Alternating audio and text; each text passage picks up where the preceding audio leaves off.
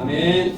네, 오늘 우리에게 주신 하나님의 말씀은 지난주에 이어서 창세기 23장 5절에서 11절까지 말씀입니다. 5절에서 11절. 창세기 23장 5절에서 11절까지 말씀 함께 교도하도록 하겠습니다. 5절 헷 족속이 아브라함에게 대답하여 이르되 내 주여 들으소서. 당신의 우리 가운데 있는 하나님이 세우신 지도자이시니 우리 묘실 중에서 좋은 것을 택하여 당신의 죽은 자를 장사하소서. 우리 중에서 자기 묘실에 당신의 죽은 자 장사함을 금할 자가 없으리이다. 아브라함이 일어나 그 땅 주민 헷 족속을 향하여 몸을 굽히고 그들이 말하여 이르되 나로 나의 죽은 자를 안양에서 데려다가 장사하게 하는 일이 당신들의 뜻일진데 내 말을 듣고 나를 위하여 수아의 아들 르벤에게 구하여 그가 그의 밭머리에 있는 그의 막벨라 굴을 내게 주도록 하되 충분한 대가를 받고 그 굴을 내게 주어 당신들 중에서 매장할 소유지가 되게 하기를 원하노라 하매 그러니 내 족속에 앉아있더니 그가 족속으로 성문에 들어온 모든 자가 듣는 데서 아브라함에게 대답하여 이르되 같이요. 내 주여 그리 마시고 내 말을 들으소서. 내가 그 밭을 당신에게 드리고 그 속의 굴도 내가 당신에게 드리되 내가 내 동족 앞에서 당신에게 드리오니 당신의 죽은 자를 장사하소서. 아멘.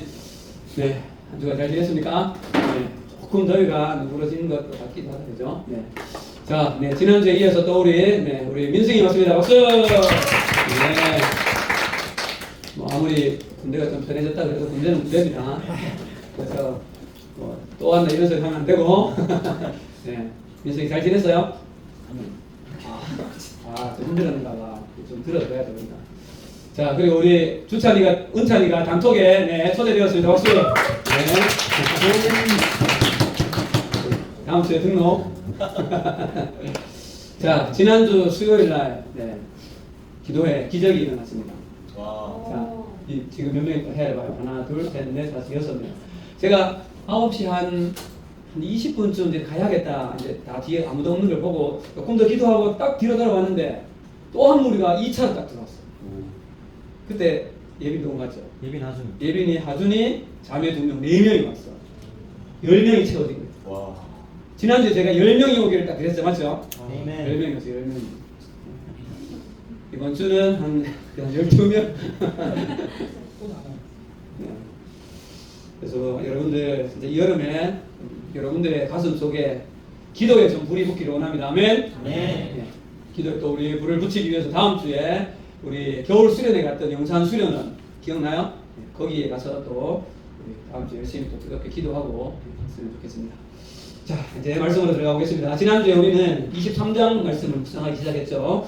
지난주에 사라를 장례할 밭을 사기 위해서 아브라함이 헷족 속 사람들과 대화를 시작했습니다. 그 대화 속에서 아브라함이 가나안 땅에서 어떤 정체성을 가지고 살아왔는가에 대해서 우리는 확인했습니다. 4절에 보면 나는 당신들 중에 나그네요 거류하는 자이니.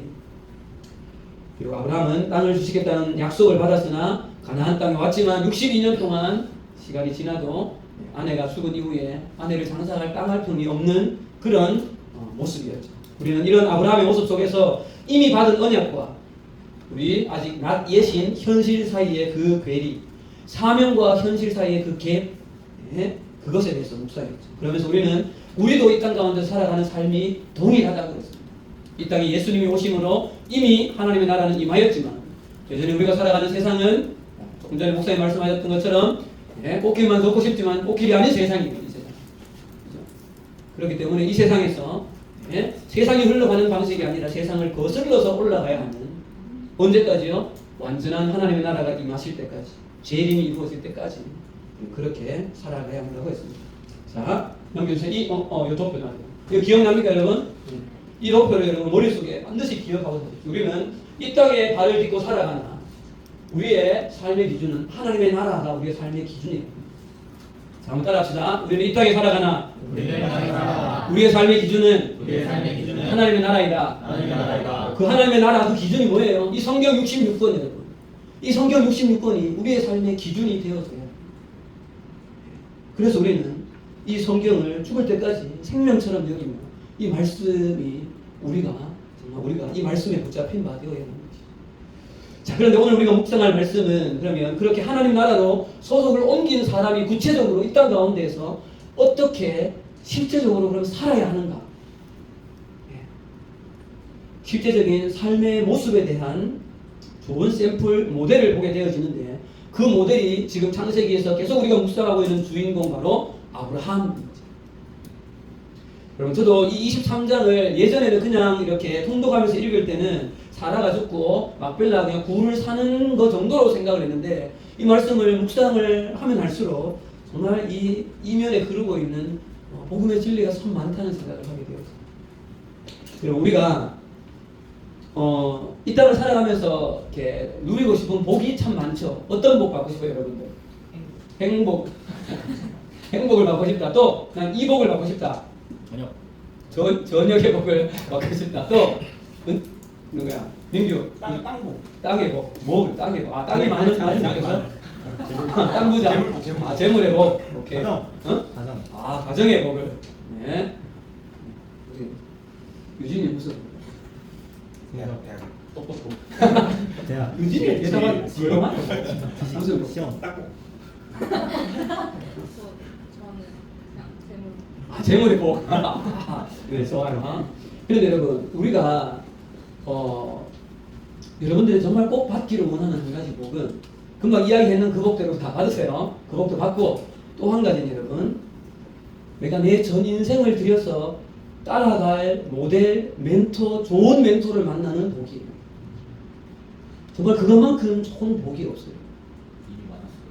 삶의 향방을 이렇게 고민하게 되어질 때, 저분의 모습을 보니까 나는 이렇게 살아야 되겠다라는 그 방향을 잡을 수 있는 정말 좌표와 같은 그런 정말 인생의 멘토와 같은 좋은 그런 사람을 만난다는 것은 정말 얼마나 큰 복인지. 그럼 이 시대에 많은 사람들이 무슨 걱정을 하는가 하면 우리 시대에 본받을 만한 어른이 없다 이런 이야기가 들어보셨죠? 오늘 이 본문 속에서 그 아브라함의 이 삶은 우리가 정말 믿음의 조상이라고 불러서 우리가 믿음의 삶의 여정에서 따라가야만 하는 그런 좋은 믿음의 샘플이라는 거죠. 자, 그래서 오늘 이 아브라함의 모습을 조금 더 구체적으로 보면서 우리의 신앙의 좋은 모델로 좀 삼아갔으면 좋겠습니다. 그래서 오늘 말씀의 제목이 벌써 여기까지 가면 되고, 시작! 언약 사명의 자리에서 바라보는 하나님 나라의 큰 그림. 이 그림의 밑그림을 성공적으로 그려낸 아브라함을 한번 찾아가봤으면 좋겠습니다. 당연히 이번 주도 말씀은 깁니다. 지난주보다 조금 더 길어요. 와. 지난주에 43분, 오늘 한 46분쯤 될 것 같아요. 네, 아멘. 자, 지난주보다 목소리가 좀 작아졌는데, 자, 우리 지난주에 보았던 것처럼 아브라함은 가나안의 원주민인 이 헷 족속 사람들에게 자신을 낙인해서 여기에 땅이 없다. 그래서 장사 지낼 밭을 요구합니다. 그런데 이 요청에 오늘 말씀에 보면 헷 족속이 이렇게 대답합니다. 정말 대답이 놀라운 대답이에요. 6절입니다. 자, 읽읍시다. 시작. 내 주여 들으소서. 당신은 우리 가운데 있는 하나님이 세우신 지도자이시니 우리 묘실 중에서 좋은 것을 택하여 당신의 죽은 자를 장사하소서. 우리 중에서 자기 묘실에 당신의 죽은 자 장사함을 금할 자가 없으리이다. 이 헷 족속에 아브라함을 향한 이 말을 했어요. 내 주여 들으소서. 당신은 우리 가운데 하나님이 세우신 뭐다? 지도자다. 이 고백의 이 말이 여러분 어떻습니까? 대단한 말이지 않나요? 아브라함은 자신을 나는 나그네요, 나는 거류민이라고 자기는 소개했는데 헷 족속 사람이 우리가 보니까 당신은 하나님이 세우신 지도자입니다. 이렇게 이야기해 줍니다. 제가 한번 물어봅시다. 어느 것이 진짜 아브라함의 정체성입니까? 헷 족속 사람들이 말하고 있는 당신은 하나님이 세우신 지도자입니다. 그럼 이 정체성이 아브라함의 정체성 아닌가요? 맞죠? 여기서 우리는 한 가지 정체성에 대한 정체성의 독특한 특징 한 가지를 밝혀요. 그리고 정체성 하면 보통 우리는 일반적으로 이렇게 생각합니다. 누가 누구를 인식하는 생각이에요. 자기가 자기를 인식하는 생각이 정체성이에요. 맞죠? 그런데 여러분, 맞아요. 그 말이. 그런데 정체성은 자기가 자기를 인식하는 것에서 시작은 되어지나 진짜 정체성의 완성은 다른 사람의 입술의 고백에서 완성되어진다는 사실.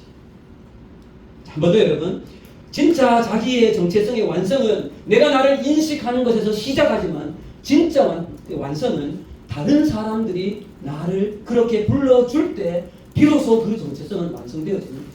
여러분, 여기 한 사람의 화가가 있습니다. 자기를 화가라고 인식을 하고 그림을 그리기 시작했어요. 열심히 자기만의 어떤 화풍을 따라서 그림을 그립니다.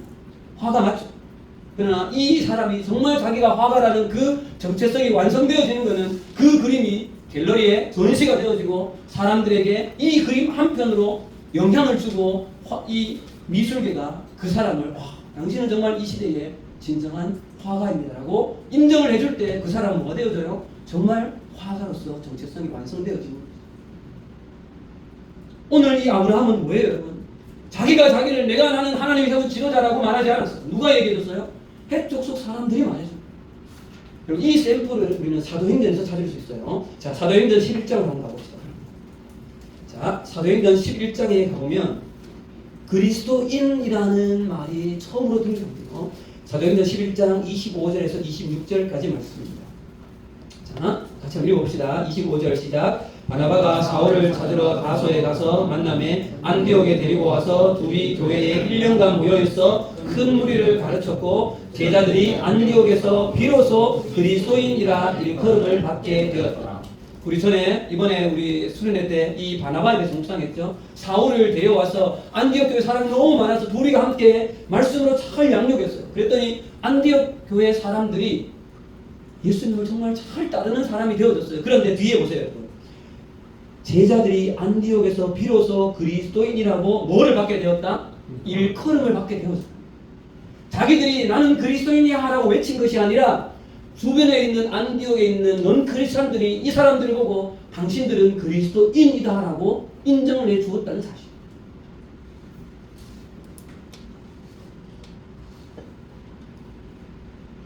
이 모습이 바로 정말 비로소 그리스도인으로서 완성되어지는 모습. 자, 여러분들에게 한번 물어보겠습니다. 여러분들은 나는 그리스도인이라는 정체성이 여러분 있습니까? 네. 아멘. 저희 뭐 이렇게 하지 말고 있습니까? 네. 있죠. 네, 우리는 그리스도인이. 여러분 이것은 시작에 불과하다. 시작에 불과하다. 그리고 나를 둘러싼 사람들, 학급에 있는 친구들, 또는 우리의 가족들, 나를 둘러싸고 있는 여러 사람들이 너는 정말 그리스도인이다. 너는 정말 하나님을 믿는 사람이구나라고 나를 향해서 인정해 줄 때 비로소 정말 나는 그리스도인이라는 정체성을 완성할 수 있다는 사실.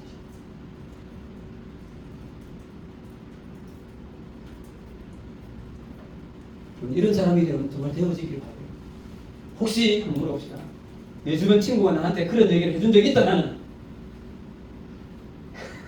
아, 있어요. 네, 좋습니다. 좋아요. 네. 정말 그렇게 되길 바라요. 나를 둘러싼 너는 크리스찬들이 내가 너를 보니까, 그런데 많은 이 시대의 그리스도인들이 내가 너를 보니까 교회 다니고 싶지 않다는 이야기를 듣는 거예요. 그러니까 한국 교회가 이런 모습입니다. 자, 다시 본문으로 돌아오겠습니다, 여러분. 자, 아브라함은 우상을 섬기고 있는 이 가나안의 해족 속 사람들의 입에서 아브라함을 향하여서 내 주여 들으소서 당신은 우리 가운데 있는 하나님이 세우신 지도자입니다. 그렇게 이야기합니다. 여기서 한 가지 짚고 가야 될 사실은 여기서 내 주여라고 할 때 이 주여는 여러분 원어상으로는 제가 자주 말씀드렸던 아도나이 또는 퀴리오스와 동일한 말이 맞아요. 우리가 보통 예수님을 향하여서 주여라고 할 때 그 원어상은 맞아요. 그러나 성경에 나오는 모든 주여라는 낱말이 다 하나님을 의미하는 것은 아니에요. 이 지금 여기서 내 주여라고 헷족 속 사람들이 아브라함을 부를 때는 하나님을 부르듯이 부른 것은 아니에요. 보통 일반적으로 주여라는 이 말은 사회 통념상 손 윗사람 중에 존경할 만한 그런 존중할 만한 그런 사람에게 이 내 주여라는 표현을 썼다는 거죠. 근데 여러분 이번이 한 번이 아니에요. 뒤로 읽어보면 내 주여라고 계속해서 부르고 있는 모습을 볼 수가 있죠. 그래서 여러분 우리는 이 한 낱말 속에서도 당시 가나안 땅 원주민들에게 아브라함이 어떤 사회적인 위치에 있었고 그들에게 아브라함이 어떻게 인식되어지고 있었는가를 어느 정도 이해할 수가 있죠. 그리고 여러분 또 더 대단한 것은 이어지는 표현에 아브라함이 그저 도덕적으로 훌륭한 그런 위치에 있는 존중을 넘어서고 있다는 사실. 당신은 우리 중에 있는 하나님의 지도자다. 그럼 이 말을 직역하면 이렇게 되어져요. 직역하면요. 그대는 하나님의 높은 자리에 하나님께서 임명하신 하나님의 백작이다. 하나님의 영주이다. 하나님의 지도자이다. 그야말로 이 말은 아브라함이 우리가 보니까 당신이 믿는 그 여호와 하나님께서 세우신 최고의 지도자처럼 보입니다. 이런 뜻이다. 여러분, 이 표현은 그야말로 헷족속 사람들이 아브라함에게 할 수 있는 최고의 경의의 그런 표현입니다. 마치 우리에게로 말하면 조금 전에 이야기했는 것처럼 넌 크리스찬 친구들이 이렇게 우리 가운데 이야기하는 거예요. 야, 진짜 너를 보니까 너를 보니까 하나님이 살아계신 게 내가 느껴진다. 나한테 진짜 친구들이 그렇게 이야기해주면 여러분 어떨 것 같아요? 정말 뿌듯하겠죠. 근데 생각해보세요. 당시에 이 헷족속 사람들은 하나님을 모르는 분이에요. 우상을 섬기는 자들이에요. 이들이 아브라함을 향해서 당신은 하나님이 세우신 지도자다. 이 표현을 쓰고 있는 거죠. 또 한 가지 여기서 짚어야 될 사실은 신학자들은 여러분 헷족속의 이 표현, 당신은 하나님이 세우신 최고의 지도자라는 이 표현이 헷족속 사람들이 그러면 하나님을 믿었는 것으로 보아야 하는가? 아닌가? 어떨까? 그러지는 않았다라고 생각해요. 보기에 그렇게 보였다 정도라는 거죠. 네, 여러분, 이들의 이러한 고백은 분명히 아브라함이 비록 나그네였고 외부에서 들어온 사람이었지만 그 헷 사람들의 눈에, 그들의 눈에 보이는 이 아브라함의 모습은 정말 하나님이라는 또 다른 신이 보였고 그 신이 세운 사람이라는 그 인정이 그들의 입술에서 나왔다는 거예요. 그 말은 여러분 다르게 말하면 함부로 이 아브라함을 손댈 수 있는 자가 아니라는 일종의 두려움이 깔려집니다. 그리고 여러분 이 6절의 후반부에 보면 뉘앙스를 보세요. 6절 후반부의 뉘앙스를 보면 우리 헷족속 사람들 중에 어느 누구나 당신이 원하는 땅을 선택하십시오. 그 말 사람이 나는 주기 싫은데 이렇게 말할 사람이 있다 없다? 아무도 없습니다 라고 이야기할 정도라. 이 정도면 여러분 어때요? 정말 아브라함은 그 헷족속 사회 속에서 정말 인정받고 있는 그런 정말 높은 위치에 있다는 것을 볼 수 있다는 사실이죠. 네. 우리는 아브라함의 이 요청에 대해서 헷족속의 이러한 반응과 표현들 속에 아브라함이 당시 가나안 땅에서 비록 나그네로 혼자 살아가는 삶이었지만 그가 가나안 땅 사회 속에서 어떤 사회적인 위치로 자리매김하고 있고 그리고 그 사회 속에 얼마나 큰 영향을 미치고 있느냐를 충분히 엿볼 수 있죠. 자, 그러면 여러분 우리는 여기서 한 가지 질문이 생깁니다. 무슨 질문이 생겨야 합니까? 뭐 때문에? 그렇죠. 네? 그렇죠. 뭐 때문에? 왜 이러냐? 우리도 다 이렇게 되고 싶잖아, 맞죠?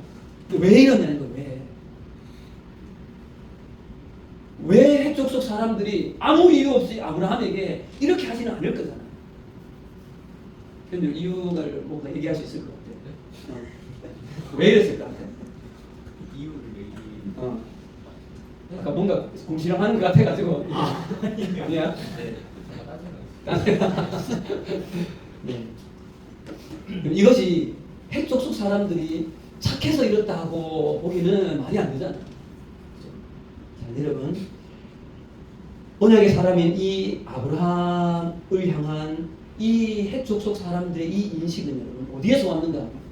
당시 자신들과는 다른 무엇인가 구별된 탁월한 거룩함을 보고요. 자기들에게는 없는 아브라함에게만 있는, 그러나 그 구별됨이 감히 범접할 수 없는 그 탁월한 어떤 구별됨이 아브라함을 이렇게 정말 감히 범접할 수 없는 두려운 존재로까지, 그리고 그에게서 풍겨져 나온 고면한 인격과 주변 사람들을 사랑하는 그 따뜻한 성품이 이것을 만들어내고 있다는 사실. 그것이 오늘 우리가 읽은 이 23장 전체에 배어져 있습니다. 그리고 지금까지 우리가 보아왔던 아브라함의 이 삶의 스토리에서 찾아낼 수가 있다는 것이죠. 자, 그럼 지금부터 우리가 그것을 한번 찾아가 보려고 해요. 도대체 아브라함이 이 하나님의 나라에 속한 자로서 구별된 그 거룩함이라는 것이 도대체 무엇이었는가? 네. 우리는 아브라함의 그 거룩한 무엇을 따라가야 하는 것입니다.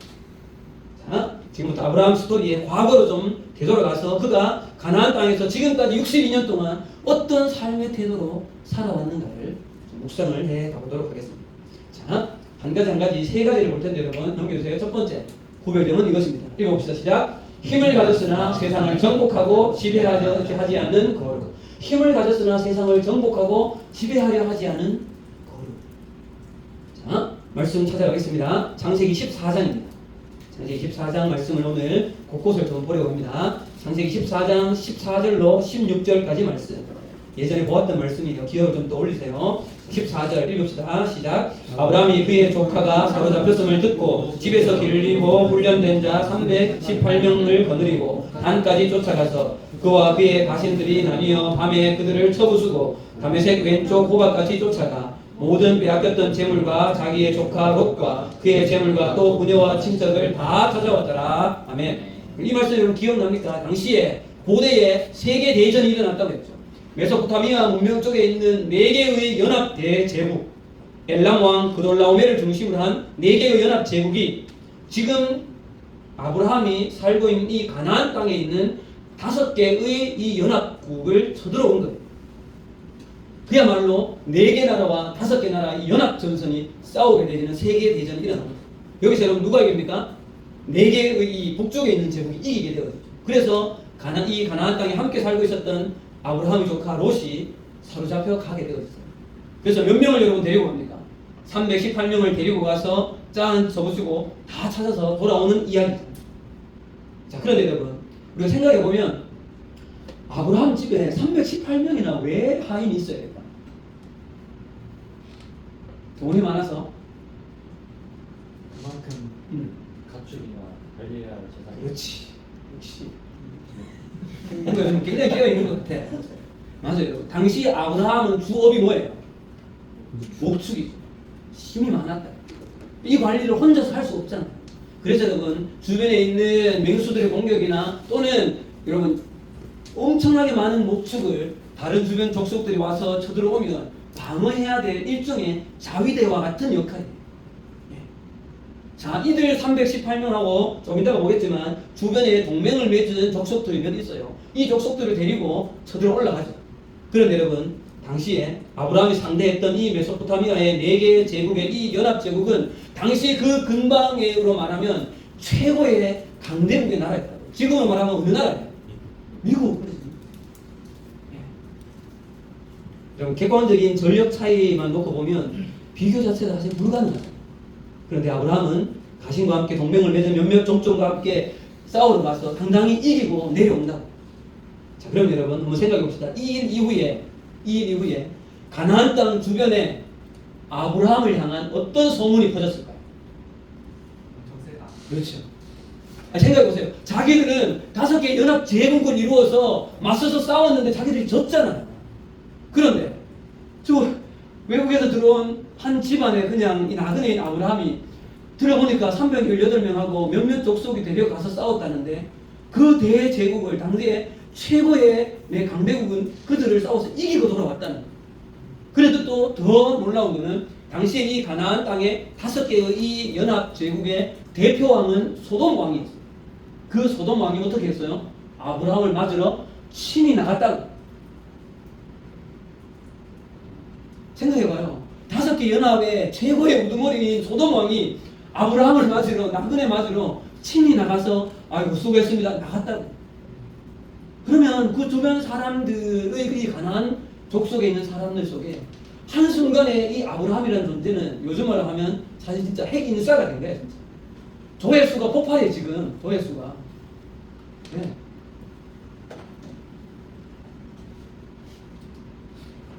그야말로 아브라함 한 사람을 향한 그 주목은 관심을 넘어서 아브라함이라는 사람을 향한 두려움으로까지 연결되어지고 있다는 사실. 자, 그런데 여러분 이 상황에서 중요한 사실은 여러분 가나안 사람들이 이 사건을 보고 아브라함에게서 위험을 느끼고 있는 정말 구체적인 이유가 어디에 있었느냐는 거예요. 진짜 아브라함 때문에 이 전쟁에서 이겼는 것인가? 자, 몇 절을 보는가 하면 여러분 승전하고 돌아오는 길에 지난번에 봤죠? 멜기세덱 살렘 왕을 만나요. 20절입니다. 자, 살렘 왕이 이렇게 고백하죠. 20절 말씀 시작. 너희 대적을 내 손에 붙이신 지극히 높으신 하나님을 찬송할지로다 하며 아브라함이 그 얻은 것에서 10분의 1을 멜기세덱에게 주었더라. 너희 대적을 네 손에 붙이신 지극히 높이신 하나님을 찬송할지. 그러니까 이 전쟁에서 아브라함이 지금 그 4개의 대제국과 싸움에서 실제로 이기게 하신 것은 아브라함의 전략이 탁월해서가 아니라 누구 때문이다? 하나님 때문이다라는 사실이 주변 가난한 사람들에게 퍼지는 것이죠. 자, 여러분, 이것이 중요한 이유는 왜 그런가 하면요, 당시의 고대에 여러분 부족 간의 전쟁은 실제로 싸움은 부족 간에 사람들이 싸워요. 근데 무슨 인식이 있었을까요? 실제 이 전쟁의 승패는 누구에게서 갈라진다? 이 종족이 믿는 신들의 그 하늘의 전쟁에서 승패는 끝난다고 했어요. 그렇게 믿었기 때문에 지금 이 아브라함이 믿고 있는 이 하나님이 얼마나 파워 있는 분이신가를 이 가난한 부족 사람들이 인식했던 것이죠. 자, 어찌되었거나 당시 최강의 군대와 싸워서 이기고 돌아온 이 아브라함이죠. 그럼 여러분, 정말 이렇게 그냥 한번 상상을 해봅시다. 상상이에요, 상상. 만약 아브라함이 당시에 세상이 지배하고 있는 원리를 따라서 갔다면, 힘 있는 자가 세상을 정복하고 싸움을 해서 이긴 다음에 지배하고 다스리고 세금을 바치게 만들고 이렇게 땅을 차지하는 이 당시 세상의 지배의 원리를 따라갔다면, 자, 생각해 보세요. 자, 자기가 승전하고 돌아왔어요. 지금 이 당시에 5개 나라의 최고인 소돔 왕이 자기에게로 오고 있어요. 자, 소돔 왕을 쳐서 이기면 어떻게 되는 거예요? 어떻게 되는 거예요? 이 땅이 어느 땅이 우리 명서와 굉장히 지금 중요한 포인트가 왔으니까 빨리 들어 앉아. 네. 이 땅이 어느 땅이 되어지는 거예요? 소돔 땅이 아브라함의 땅이 되는 거예요. 자, 그러면 여러분 여기서 중요한 포인트는 이거예요. 아브라함은 지금 무슨 약속을 받았어요? 하나님께 가나안 땅을 너에게 주겠다. 그러면 여러분 당연히 이런 생각 안 들어요? 지금이 하나님이 나에게 이 땅을 줄 절호의 기회가 아닌가? 이 지금 소돔 왕을 내가 치면, 이 소돔 왕을 이기고 나면 소돔 땅이 우리 땅이 되어지고, 그러면 또 힘을 얻어서 그 옆에 또 다른 땅을 치고 이기고 또 다른 땅을 치고 이기고 나면 이 땅은 우리의 땅이 되겠네. 나의 땅이 되겠네. 그러면 하나님이 나에게 주신 뭐가 이루어지는 거예요? 언약이 이루어지는 것이네. 여러분, 충분히 아브라함이 그렇게 생각할 수 있지 않을까요? 그런데 여러분, 우리가 잘하는 대로 아브라함은 그렇게 하지 않아요. 아브라함은 그렇게 하지 않는다. 당시에 최강이었던 그 북쪽에 4개의 연합 제국과의 전쟁에서 승리한 후에 즉시 자신의 자리로 그냥 한 사람의 평범한 나그네의 자리로 돌아간다는 사실. 어쩌면 여러분, 가난한 사람들은 이해가 되지 않을 수도 있었어요. 아브라함이 믿는 저 신은 정말 최고의 파워를 가진 것 같은데 왜 아브라함은 우리를 공격하지 않지? 아브라함은 지금 이 세상의 질서, 힘을 가진 자가 정복하고 지배하고 다스리는 이 세상의 질서를 따라가고 있지 않다는 사실. 아브라함의 이 구별된 이 모습이 아마 당시 세상의 그 어떤 정복자보다 더 깊은 영적인 존경과 두려움을 사람들에게 심어주었다는 것이죠. 자, 두 번째의 거룩으로 가겠습니다. 화면 보시고 와서 읽읍시다. 시작. 세상 재물을 탐내지 않고 거룩한 자존심을 지키는 거룩. 세상 재물을 탐내지 않고 거룩한 자존심을 지키는 구별. 여러분, 전쟁에서 승리하고 돌아온 아브라함을 맞이하러 아까 조금 전에 이야기한 대로 소돔 왕이 여러분 오죠. 그리고 소돔 왕이 이렇게 이야기합니다. 21절입니다. 21절 읽어봅시다. 21절 시작. 소돔 왕이 아브라함에게 이르되 사람은 내게 보내고 물품은 네가 가져가. 사람은 나한테로 보내고 전리품은 다 네가 가져라. 여러분, 당시에 전쟁에서 이기면 전리품은 이긴 자가 가지는 것이죠. 어떻게 보면 마땅하게 아브라함은 지금 찾아온 모든 전리품을 다 아브라함이 소유하는 것이 맞아. 그러나 이에 대한 아브라함의 반응은 22절입니다.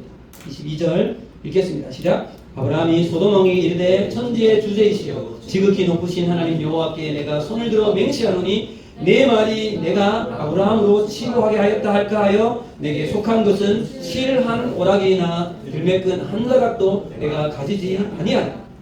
거절한 이유가 아브라함 네가 나한테 말하기를 소돔아 나 때문에 아브라함은 복을 받아서 내가 은혜를 베풀어 줬기 때문에 아브라함은 부자가 되었다. 이 소리 듣기 싫다. 이 소리. 여러분 왜 이 소리가 듣기 싫은가 하면 중요한 것은 여러분 13장 13절 한번 가보세요. 13장 13절 당시 소돔 땅이 하나님 앞에서 어떤 땅이라고 여러분 판명하고 있습니다. 13장 13절 읽읍시다. 시작. 소돔 사람은 여호와 앞에 악하여 큰 죄인이었다. 소돔 사람은 여호와 앞에 악하면 큰 죄인이었다. 여러분 알았어요? 아브라함. 소돔 땅은 하나님 앞에 악한 곳이라는 것을 알았다는 거죠. 그래서 여러분 소돔 왕이 하사하는 이 모든 재물을 소유하는 순간 자기도 이 악한 구조 속으로 그 악한 구조 속으로 휘말려 들어갈 수밖에 없다는 사실을 아브라함은 안 거죠. 그렇기 때문에 단호히 성전한 그 전리품, 그 재물을 한몫 챙길 수 있는 재물을 과감히 포기합니다. 여러분 아브라함의 이런 모습이야말로 바로 세상을 대표하는 그 소돔의 가치관으로 대표되어지는 이 세상과 구별짓는 거룩함이라는 것입니다. 이것이 왜 가능했는가 하면 다시 14장으로 돌아오시고 19절을 한번 가보세요. 19절 살렘 왕을 만난 이후에 이렇게 이야기합니다. 19절 시작. 그가 아브라함에게 축복하여 이르되 천지의 주제이시여 지극히 높으신 하나님이여 아브라함에게 복을 주옵소서. 아브라함은 알았어요. 정말 복은 누구로부터 오는 것이다. 하나님으로부터 오는 것이 참된 복이다라는 사실을 분명히 깨달았기 때문에 살렘 왕으로부터 오는 복은 과감히 끊어내었던 것입니다. 아브라함은 이미 하늘의 영원한 복을 소유한 자로서 세상 왕이 주는 찬란하지만 헛된 재물을 거절할 수 있는 이 거룩한 여유와 자존심이 있는 믿음의 사람이었다는 것이죠. 자, 마지막 세 번째로 가겠습니다. 세 번째 넘겨주세요. 자, 갑시다. 시작. 이웃을 향한 신실한 사랑과 인격적 관계를 형성하는 거룩. 아브라함은 주변 사람들과 신실한 인격적인 관계와 그들을 향한 사랑과 그런 정말 선한 관계를 잘 형성했어요.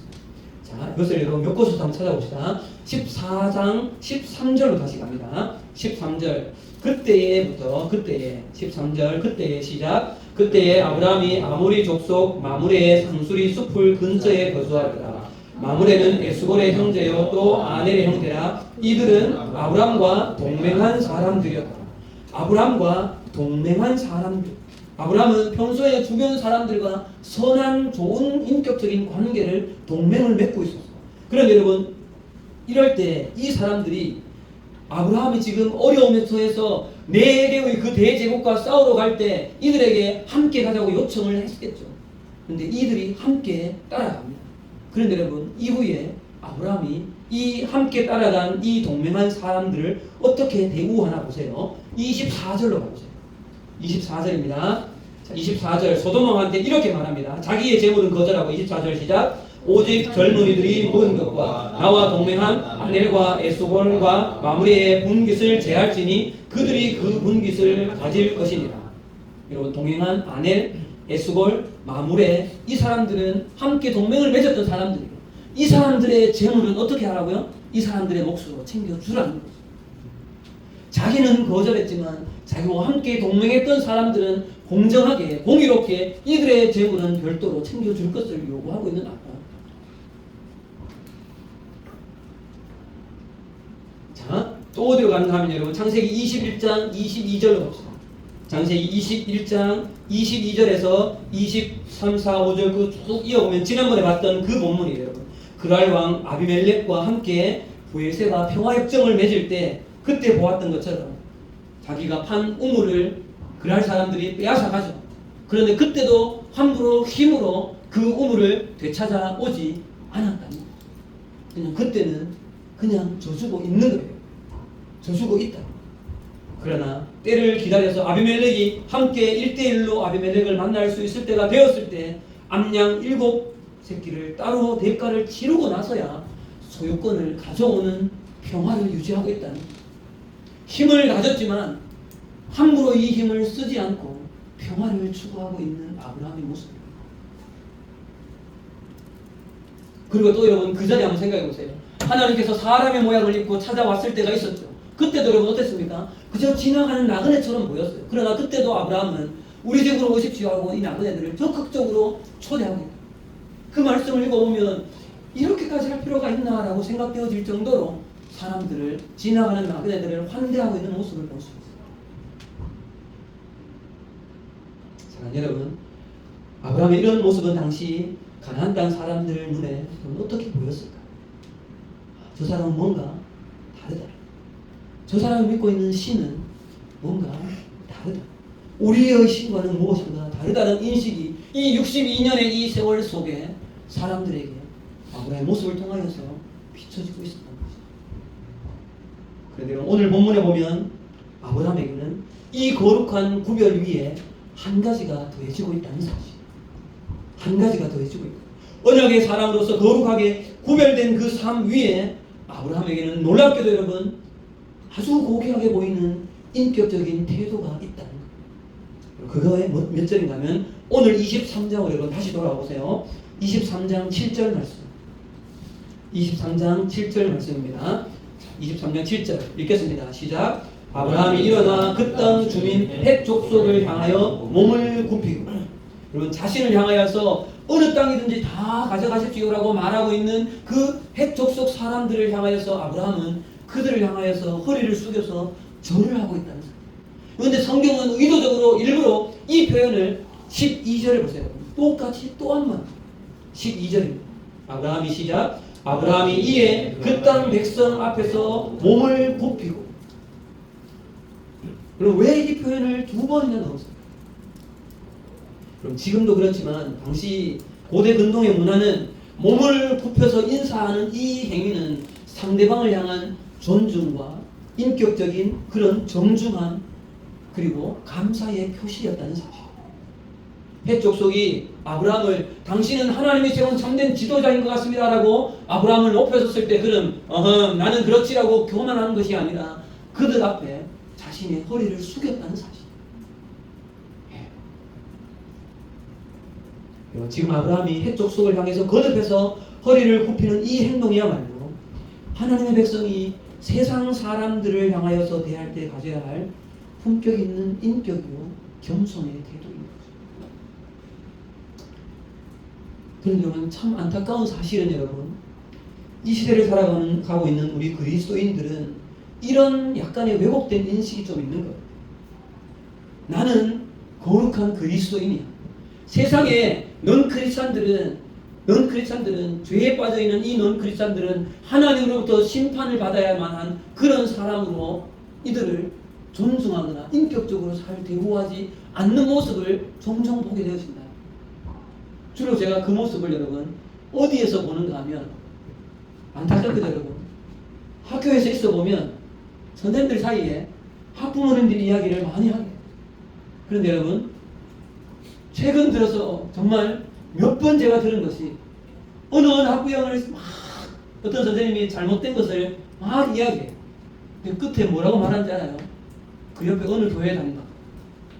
정말 제가 아는 분도 있어요. 제가 아는 분도. 우리 반에 있는 부모님인데 저한테는 고개를 꾹 숙여요. 그러나 옆에 있는 늘봄에 있는 강사 선생님한테는 작은 것 하나 때문에 막 얼마나 못하는가. 그 강사님이 저한테 와가지고 울어요. 그 어머니 어떤 분이에요? 선생님한테는 어떠세요? 그분요? 교회 다니시고. 지금 그리스도인들이 이렇다. 왜요? 미안하지만 저는 담임이잖아요. 그런데 늘봄에 계시는 분은 담임이 아니죠. 우리 애를 그냥 돌봐주시는 거예요. 함부로 하는 거예요. 이유가 뭔지 알아요? 정말 하찮은 정말 하찮은 근데 전화기를 대고 막 쏘아붙이. 여러분 이런 모습이 그리스도인들의 모습이에요 지금.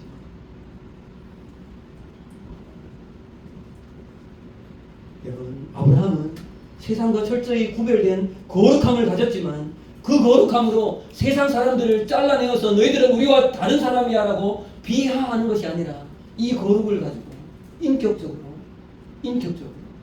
넌 크리스찬인 사람들에게 사랑으로 잘 존중하고 배려하며 섬기는 모습으로 나아가는 그러한 태도를 겸비하고 있다는 사실. 여러분 이것이 너무 중요합니다. 이것이 너무 중요해요. 자, 이제 말씀을 마치도록 하겠습니다. 사랑하는 여러분, 오늘 본문은 정말 그저 나그네요 거류민일 뿐이었던 이 아브라함이 당시 가나안 사람들에게 얼마나 큰 영향을 주고 있는가를 잘 알 수 있는 부분입니다.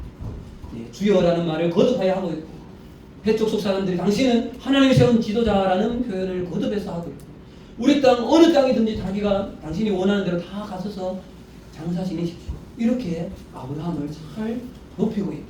그럼 이 모습은 아브라함이 정말 구별된 그 당시의 사람들이 흘러가고 쫓아가고 있었던 세상의 가치가 아니라 거룩한 구별과 함께 그 사람들을 사랑으로 잘 인격적으로 관계를 맺고 존중하고 배려하는 그러한 선한 태도가 있었다는 것.